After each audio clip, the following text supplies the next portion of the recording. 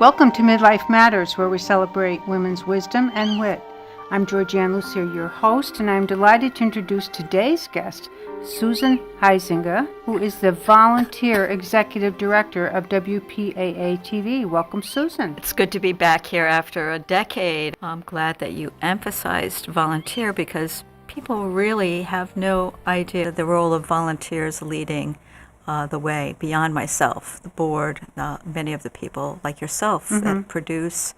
It is definitely a volunteer-led. And your job here, I can attest to, is more than a full-time job. Oh, my goal was to get it down to 40 hours. And then a lot of things recently changed, which boosted it right back up to, unfortunately, significantly higher average hourly wage. We are a 7-day operation and 24/7 in terms of scheduling. Let's revisit 10 years ago. What was WPAA-TV like back then? I really thought we were hitting all of our benchmarks, some old ones, some new ones, and that it couldn't get any better. We had gotten to the point where we were pretty settled. We thought pretty settled in the building, state-of-the-art technology in this room that we're in. It's a 9-member board, and all the seats were full. It was a diverse board. The Alliance for Community Media, which we're part of nationally, was meeting in Connecticut, and we were able to bring a lot of people up to the Mark Twain House for a special conference. And it was exciting to actually feel like, oh, we're going to have enough money.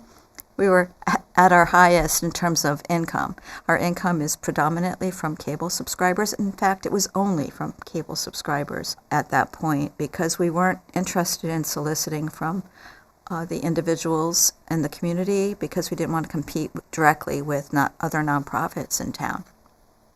So our cable funds were, approaching $100,000 a year. That was staying in Wallingford. Some of it still goes out of Wallingford. It was like, okay, with this amount of money, I can make it work. Started declining in income because the landscape for cable TV changed.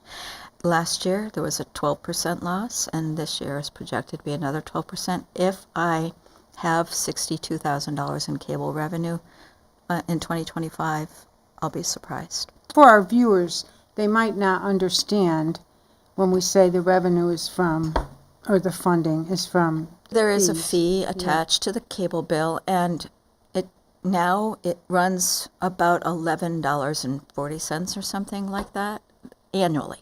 Okay. So a contribution $1 a month. About $1 a month Okay. is coming to the whole idea of community media in this area. And we get about $8.50 of that because our community is underwriting North Branford, Madison, Guilford, so forth. Okay. $8.50 of the 12. Of the 12. Yeah. And so is that money coming from the cable side of what they're making off of the fees? They're not just tacking that onto the subscribers, right? Yeah, it is. Unfortunately. Okay. It shouldn't have been that way ever. Yeah. And it's that way because of, very strong lobbies. And Okay.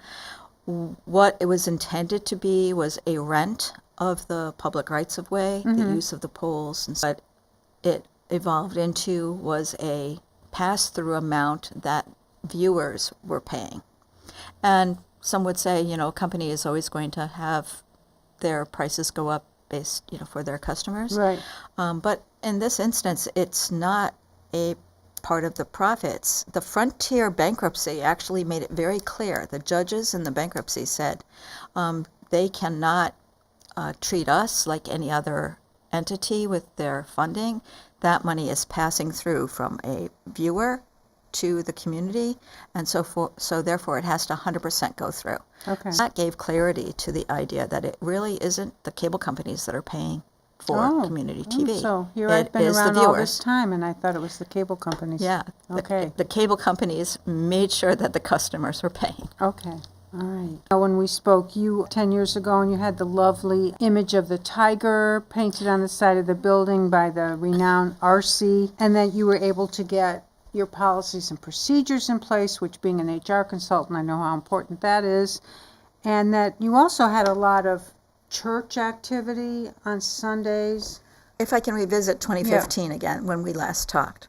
We were state-of-the-art because we had just upgraded with cameras in this room. We had a full board. We had what had been central to community media for decades at that point, churches participating in the content that was put on the channels. We needed to deal with a blight situation. The side of the building had all of a sudden appeared because the building next to us was demolished. And it looked horrible, and we engaged RC to paint it. The deal was, I pick what I want to paint, you pay for the paint, we both get something out of it. And we kept saying, our brand is a blue penguin. Can we maybe have a blue penguin? No. No. What am I going to do with a tiger? Yeah. I'm like, okay, a tiger. So I have a blue penguin that has nothing to do with Connecticut or the United States, and a tiger that has nothing to do with the area. What do I do with that? The penguin got named Freeman Penny Quinn the first, free speech ambassador, so we tied that together a little bit with the metaphor. The interesting thing about blue penguins, they all have unique voices. Ooh, They all meet in small groups, and just before dusk. okay. So what do? Yeah. We challenge people to bring their unique voice to the community, and here we are meeting in the early evening. Yeah. So there were things that we could build into this whole blue penguin thing, but what was I going to do with a tiger? Well, naming contest helped clarify that, and the tiger was named Hercules. And Hercules is a fairly well-known story of transformation and a journey story. And I said, okay, storytelling. Okay, we can work with that. A tiger by itself, but a named tiger, yeah, Yes. we can work with. And so now the crew that works here is called Team Hercules. I try to use any little thing that comes my way. It's about today. I know we talked about certainly the requirement to be very adaptive on your part. So, like, what are people looking for that's different? The technology, all the different aspects of running a studio 24/7. People aren't looking for us. That is because they think they have everything they need in their pocket with their phone. And those that are curious about the space are trying to have opportunities to be really innovative. And one of the ways I'm responding to that is investing in 3D technology so that this space can be magically anywhere in the world. But there's a large learning curve with 3D technology. I mean, you have to have folks that are curious and good at math and understand how a camera works. Some volunteers have invested about 4 months into actually trying to get a prototype set up. Going to innovation takes a great deal. Sure. We don't have the staff for, so we're looking at residencies and people to be able to play with the technology and provide some sort of quid pro quo kind of a relationship. You can play with the toys, create something cool, have a space to work in, and do your own thing here, and we'll have the benefit of having your knowledge available to anybody who walks in the door. Okay. So the idea is, can we be something that people can't have at home or have in their pocket? Yep.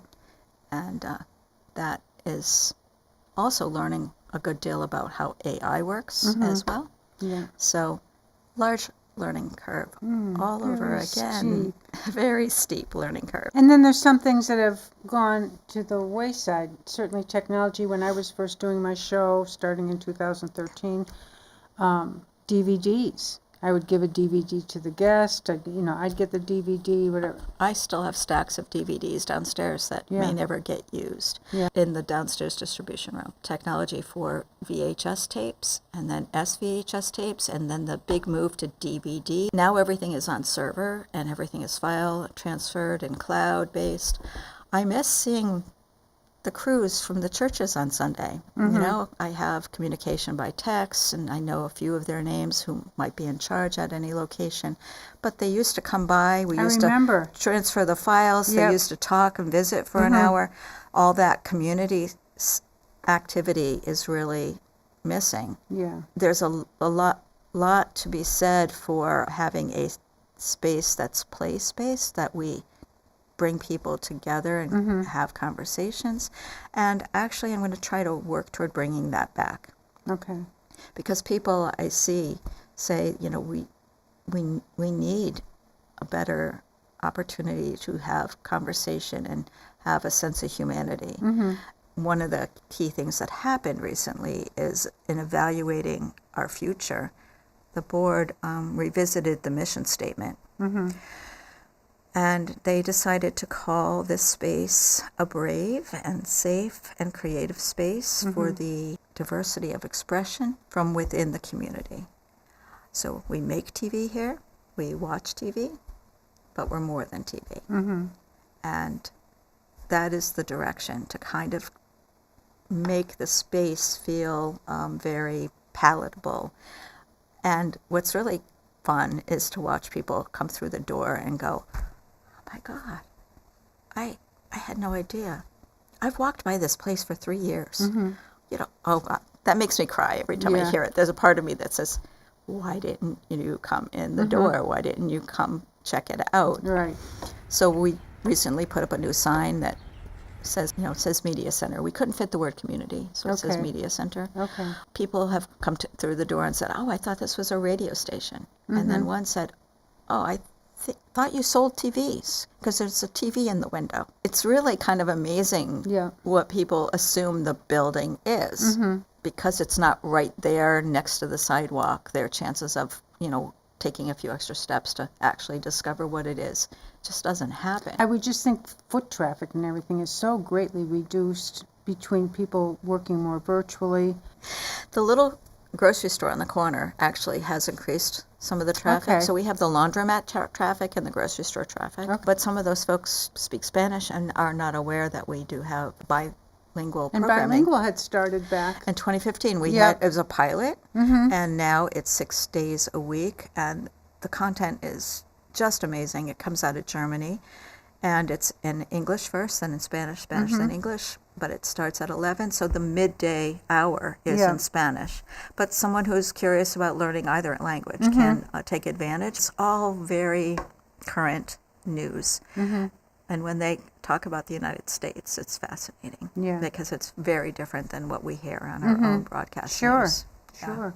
So, there's just been so many factors around anybody being able to keep up with all the technology. I'm just astounded that you personally, well, it's brave, certainly.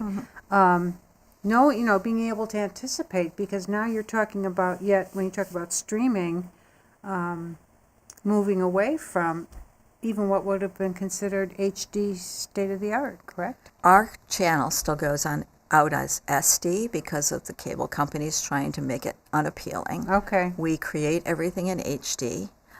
These cameras in this room are first generation HD. When folks come in that are trying to be innovative and use the space, they're telling me these cameras aren't good enough for what they want to do. Being state-of-the-art is not being 10 years old. Even though it's a $65,000 camera and can do a lot of great things, the people who want to use the space, it's not good enough for. The people that aren't using the space think that their camera on their phone is good enough. So trying to find that sweet spot is really challenging. For a conversational show like this, they're fine, they're perfect, they can do a great job. But to go beyond that, to actually create film projects and do innovative things, they're not quite there. The only source of funding that we typically can count on in a little way is a capital grant. But last year we applied for $80,000 and got $40,000. So I had to figure out how to make $40,000 do the same thing, or figure out the priorities to make it to the next year, and watch for sales, and that's a full time, just figuring out, what can I buy that could do this job, or do I buy 2 instead of 3, and how do I assign the work? Just that kind of task can be a full-time job. You don't necessarily know what the interest and need is going to be. So you're Yes. trying to have things available that will attract people that will bring the innovation into the space and, produce some good quality outcomes, and it's a win-win. And every new tool is a learning curve. Sure. So when we brought the teleprompter in, for example, we didn't have any shows using a teleprompter at that point in time, but it was here so that when it was needed, it could be used. Right. And it was used by a group of homeschool students, not to make TV this year, but to actually participate in a STEM program Okay. through Sikorsky. And this homeschool group used this space to do their productions of their reports and won first place. Wonderful. Yes. Yeah. Yeah. So I no longer say the tools as stage that are here are just for TV. Right. They're for providing opportunities for the community, whatever the opportunities are. And if we can get content for TV, great, but it's no longer a absolute requirement to use the space because it can have value in other ways. Okay. Tell us a little bit about what I consider to be a huge success with Teen Tiger TV.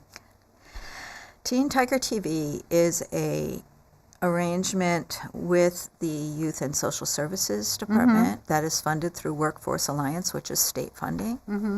And it enables young people to have jobs in the summer, 19 hours a week for 6 weeks. They have to be either socially or economically disadvantaged. Okay. We have been a host site, and we train them how to write a business letter, maybe, to invite someone to participate in a project. They would learn a little bit about camera, scripting. There's various aspects of media that they are exposed to. It has been surprisingly successful. We had our most challenging year in 2023. A few nights ago, we picked up first place I awards was there. for the Teen Tiger group. Yes. I actually had contacted Youth Services when there were 12, I believe, initially placed, which is a lot of folks that have different, on the Yeah. neurodivergent scale, have different needs. I've actually started getting fidgeting gadgets for the space to help with the program. Yeah. I called up and I said, I'm turning 70, and I think that you've just given me the biggest challenge of my life with this group. Yeah. The youth mentors, the staff that were brought in for that period of time were like, what are we going to do? But then there would be we had a breakthrough. And then we integrated some folks that were just interested in getting their community service. So we had these really go-getter types and these youth that say, Susan, don't you know I'm special? Yeah. Just kind of like, okay, but no, I know what you are to me as an employee that's here to learn and to accomplish something. It's a challenge for sure. Some never come back. Some write smarty pants kind of remarks on social media and then come in and apologize, but no one knows they're apologizing. Yeah. Some come in with one name and have a different name a few years later and say this was the one place where they felt safe. Besides creating video, we're accomplishing providing them what we consider brave and Yeah. safe space. Yeah. But they might complain about it to various folks, but ultimately we see the change in them while they're here. The 6,000 Books Project, which is young people read them and animate the illustrations, that allows them to learn the skill. But if you are in high school reading at a 4th grade level, just reading a few pages of a book can be Right. a real challenge. Or it can be like a eureka moment, or you decide to bring it down to a 3rd grade level book so that they feel a Yeah. little more comfortable. So there's constant adaptation that's going on with that program, and successes as a result. And speaking of books, We started investigating a character in town, a native son of Wallingford, Moses Yale Beach, and found that the story was compelling but elusive. We continue to try to unravel it. So it's Moses Y. Beach Revealed is the project. And it seemed that that was a particularly good medium to use to kind of set some things into the historical record. Okay. And it just so happens that we had two stories. The Check Minus is the book that was published this year. Mm-hmm. It's a gift for a gift campaign where it's not for sale. If someone gives us a donation, we prefer it to be $12 or more. They will be eligible to get the book as a gift. Mm-hmm. It is two true stories that are related to Wallingford, and at the back of the book, a lot of the information and the research about Mr. Beach is captured. Yeah. It was really nice to get a fleeting little note from Mary Mashinsky. Nice little book. Yeah. Or another person said, "Oh, I finally got to read it." It was quite captivating. The reviews that we have on the back, that whole process of bringing and tightening the story and having it be what the group had anticipated, involved the community a great deal. This book was written by an individual, but in reality, the story was evolved with the community. Here's a draft, read it, give us some feedback, what do you think? So ultimately, it was a community-created book, illustrated by an artist in the community, and a gift to the community, because they have no idea how significant this gentleman was to American history. He was very much part of the westward movement. He financed one of his sons to actually open a supply house in California for gold rush diggers. So there's all these little nuggets from his life that just, a banker created banks. He actually borrowed from one of those banks, it appears, to fund that little store in California. Okay. It's unclear whether he ever paid it back. So, look, how do you unravel these little nuggets? Sure. And he was an editor of the newspaper, The Sun. He was an entrepreneur. That part we know about him through and through. It was, how can I become wealthy? Yeah. Manifest Destiny, Gold Rush, a spy in the Mexican-American War, turning rags into a material that can be used for printing paper, the paper boys, the penny press, the paper boys on the corner that you kind of have this image of. Right. All of that goes back to Mr. Beach. And then he was the founder of the Associated Press, which wasn't confirmed until recent years. Okay. But that is significant in the whole history of journalism and the history of our nation. Yeah. And the whole idea of truth and primary sources. And so he's very essential to media. He's very essential to the Wallingford story. And Wallingford people had no idea much about him. And Moses Weiss School plays a part in the story of the book. Yeah. All right. Well, I mean, you've talked about some of it already. And so this space that you have now, as it's being envisioned with your new mission statement. the biggest component of the space being changed is the gallery being within the space itself. That every room is full of art, and it's art that hopefully has some potential to make you think about the world and humanity and your role in it. So it's called social action art. It helps democracy become a creative practice. Basically, art can initiate senses of reflection and advocacy, and so the art in the space is tied to themes like women, mental health, the earth, civil rights, homelessness. Yes. Okay. So let's talk about you a little bit.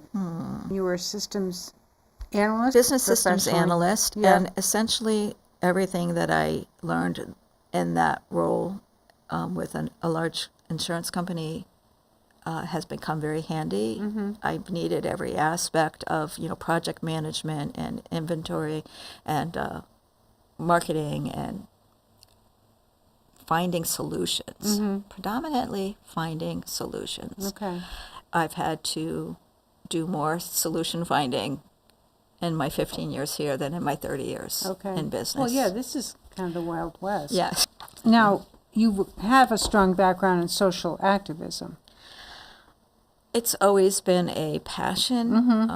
I've had some sort of a volunteer role for community media, Yeah. whether it was League of Women Voters or working with the prison system and some kind of advocacy role and housing advocacy roles. So there's always been an active volunteer component in my life. Yeah. What I found community TV did, though, was pull all of those pieces together. I've just been interested in civic education because democracy is really about people taking action. It's not about systems. Yeah. It's turned into that. It's become thought of more transactionally than it should, but it needs to be communal, and that's hopefully what this space will start contributing to again, about convening conversation for positive change for the common good. Connecting to those roots is the journey right now, That's right. because it's going to be the country's birthday, 250th birthday, 2026, right? This book tells an American story. We hope to do more place yourself in history with any member of the community, and history is happening every day. But Sure. putting yourself in the place of someone else and being able to comment on that. Why did I see myself there, or why would I have wanted to been there? Interesting, the youth put themselves in the spaces as allies more often than I had anticipated, never even talking about what allyship might be. Yeah. Because it's youth-led and how they see the world. That is pretty much the majority of the little essays and responses have been putting themselves in that way, or as reporters, Okay. trying to find where's the story, digging it. I hope that the community as a whole decides to participate in that, and I hope we have a 3D way to do it soon. All right. Advice you would give your younger self? Get that All question. the guests get that question, Yes. and I should be prepared for it. My younger self didn't understand democracy. And I would give anyone the advice today to understand more about the dynamics of becoming part of your community, rather than, an influencer motif that we have now, Right. but actually engaging with others and listening and discovering stories. So I would have encouraged my younger self to be more like my older self. Okay. Well, that's a good thing. Is that a good That thing? is a good. Do you have a favorite quote? My favorite quote is my own. Roses fall and thorns remain. Okay. And I use that to say that beauty needs protection, and that's why thorns are with roses. I've been compelled to read some of my favorite women poets lately who kind of encourage that there's always something to do, but it's not necessarily about saving the world. It's about finding that love journey that your life is about, that fulfills you, and that love journey could include interacting with friends, family, and if you're lucky, visionaries. Thank you so much. I want to take this moment on behalf of the show, Midlife Matters, to thank you for all your tremendous support of the show. Of course, none of it would have happened without you, just your guidance and your support. And it's been wonderful, and I hope it will continue and we'll work together. So thank you so much. I look forward to it. These stories are compelling. And please tune in to your other fascinating stories of women in future segments of Midlife Matters. Georgianne Lucy, your host. Thank you for watching.